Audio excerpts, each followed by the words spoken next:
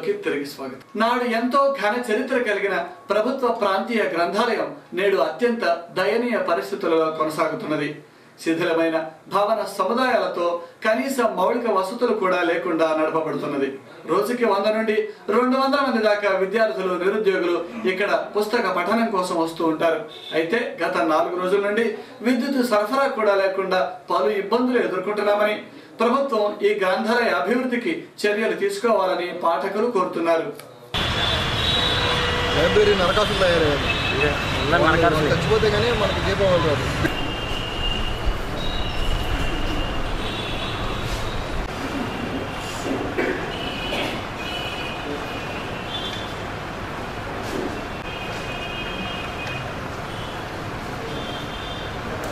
నుంచి మాట్లాడుతున్నామండి.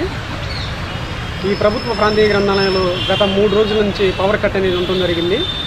ఈ గ్రంథాలయానికి డైలీ 200 నుంచి 300 మంది నిరుద్యోగులు, యువకులు డిఎస్సి కానీ, గ్రూప్ 2 కానీ, ఆర్ఆర్బీ కానీ, ఎస్ఎస్సి కానీ, బ్యాంక్స్ కానీ ప్రిపేర్ అవ్వడం జరుగుతుంది.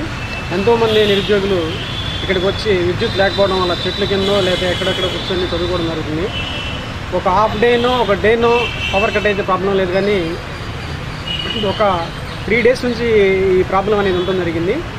మేము గ్రంథాలయ అధికారిని ప్రశ్నించగా ఒక 10 డేస్ వరకు ఇదే ప్రాబ్లం ఉంటుంది అని చెప్పడం జరిగింది.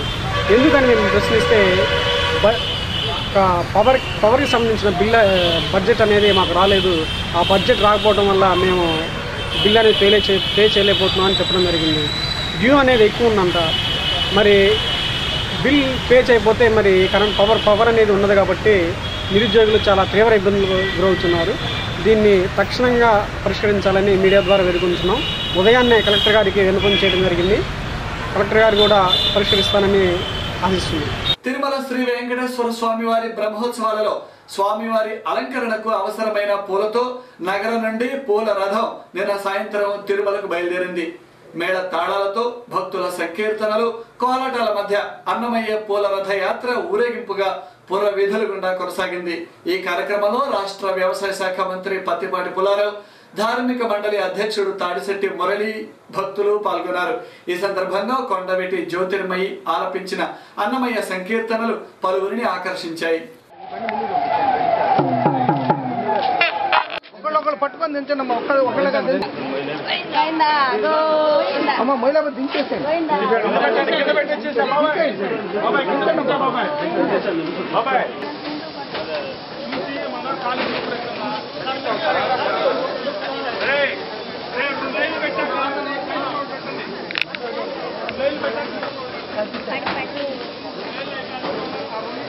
వాడ వెంకటరమణ గోవింద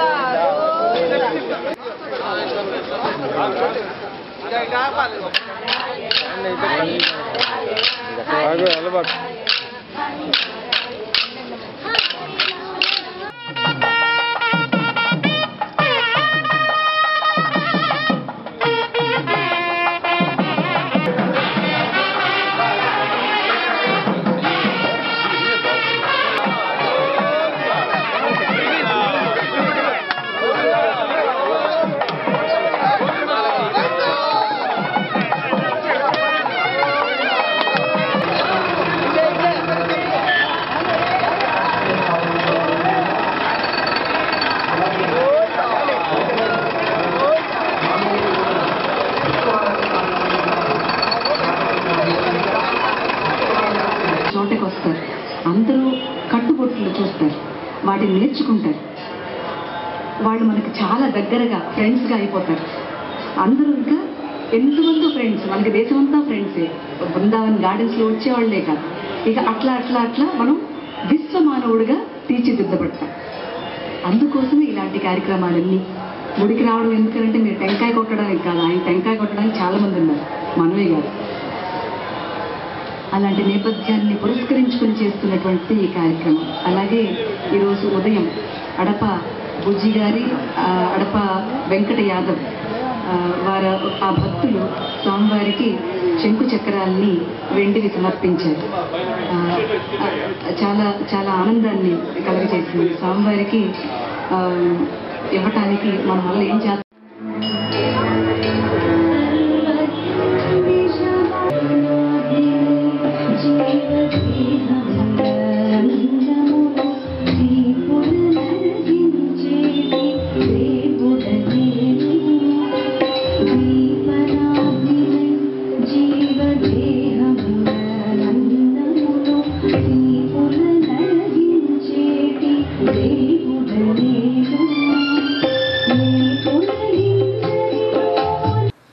రాష్ట్రంలోనే విజయవంతంగా నిర్వహింపబడుతున్న రైతు బజార్లలో నగరంలోని పట్టాభిపురం రైతు బజారు ఒకటి. అయితే అక్కడ నుండి రైతు బజారును తొలగించాలని కోర్టు ఉత్తర్వులు ఇవ్వడంతో దాని మీద ఆధారపడ్డ 284 మంది రైతులు, 32 మంది డ్వాక్రా మహిళల కుటుంబాలు రోడ్డును పడతాయని అధికారులు మరొక ప్రాంతంలో అయినా రైతు బజారును ఏర్పాటు చేసి తమను ఆదుకోవాలని కోరుతూ రైతులు, డ్వాక్రా మహిళలు పట్టాభిపురం నుండి కలెక్టరేట్ వరకు ర్యాలీ నిర్వహించారు.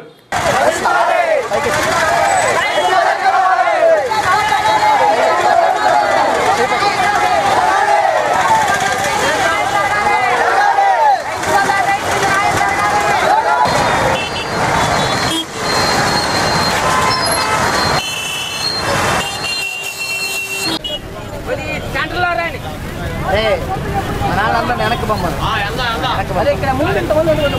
వెనకాలే ఉండాలి. రైతు బజారు అభివృద్ధి చెందాలి. రైతులు అన్యాయం చేసి రోడ్లు పడేస్తున్నారు. అధికారులు స్పందించాలి. రోడ్డు మీద రాకుండా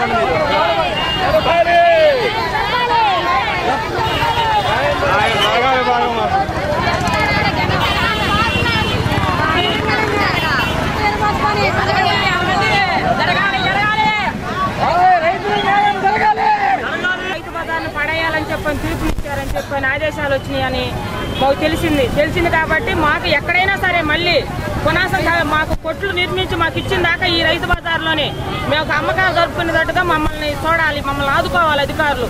మాకు తెలియకుండా మాకు ఇదంతా జరిగింది కాబట్టి మాకు న్యాయం జరగాలని మేము ఈ పోరాటాన్ని కొనసాగిస్తున్నాము. మాకు కలెక్టర్ గారి నుంచి హామీ కావాలి.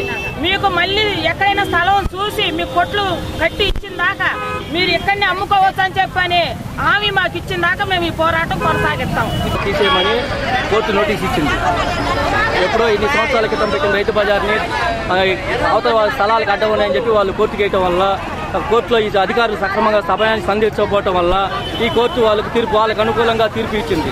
దీనివల్ల ఇది పడేస్తామని జిల్లా కలెక్టర్ జిల్లా కోర్టు నుంచి ఆదేశాలు రావడంతో మా ఈ 280 కుటుంబాల చిల్లరు ఉన్నాయి. ఇక్కడ రైతులు ఉన్నారు, డ్వాక్రా ఉన్నారు, హ్యాండిక్యాప్డ్ ఉన్నారు. అందరూ ఇక్కడ ఇన్ని సంవత్సరాల నుంచి రైతు బజార్ని నమ్ముకొని రైతు బజార్కి వచ్చి రైతు బజార్ కూరగాయలు అమ్ముకుంటా వారి పనులు వాళ్ళు చేసుకుంటూ ఉన్నారు.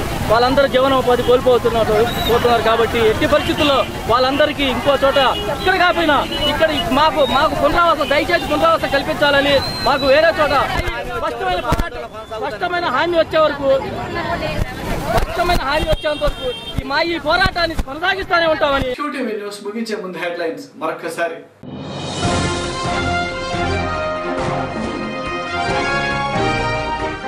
నవరాత్రి ఉత్సవాలలో భాగంగా అన్నపూర్ణాదేవిగా దర్శనమిచ్చిన అమ్మవారిని భక్తి ప్రపత్తులతో దర్శించుకుంటున్న భక్తులు.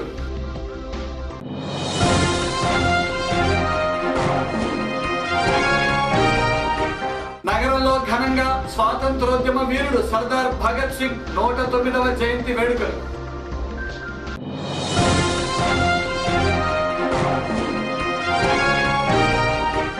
అక్టోబర్ 1న జరగనున్న భవన నిర్మాణ కార్మికుల జిల్లా మహాసభకు వేలాదిగా కార్మికులు తరలిరండి. AITUC జిల్లా ప్రధాన కార్యదర్శి రాధాకృష్ణ. ఇవే ఈరోజు విశేషాలు. మరిన్ని వార్తలతో మళ్ళీ కలుద్దాం. నమస్కారం.